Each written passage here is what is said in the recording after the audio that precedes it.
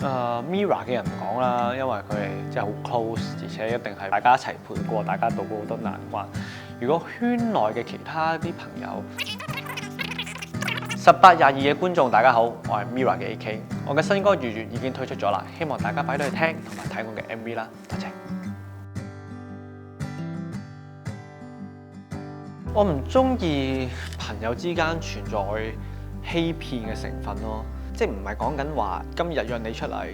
但係你冇出到，原來你話同我講話唔得閒，但其實你屋企打機，即係唔係呢啲咁少嘅事。忠誠嗰個誠信啊，嗰個 loyalty 呢件事，我覺得朋友同朋友之間其中一個我覺得係基本嘅一個核心價值咯。如果嗰個關係出現咗背叛或者有啲唔忠誠嘅行為，我覺得呢個關係就已經有啲變質啦。Mirror 嘅人唔講啦，因為佢哋真係好 close，而且一定大家一齊陪過，大家渡過好多難關。如果圈內嘅其他啲朋友 Oscar 啦，譬如填詞嘅 Oscar 啦，好多作品都係佢幫我寫，佢知道我好多故事啦，亦都我係好肯將我嘅嘢同佢分享。跟住仲有陳健安仔啦、阿 Fan 啦佢哋啦。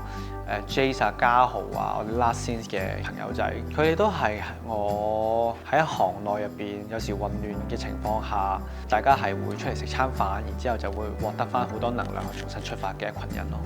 因為我覺得我以往嘅作品好多都係講一啲自己嘅個人觀點，即係好似黑之呼吸啊、3個字啊、信之卷啊，都係一啲好個人嘅觀感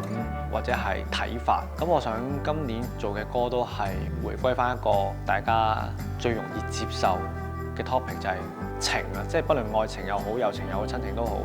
呢件事都係一定係觀眾或者係人類最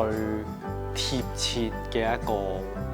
話題。咁所以今年嘅歌就希望用呢一個主題嚟出發。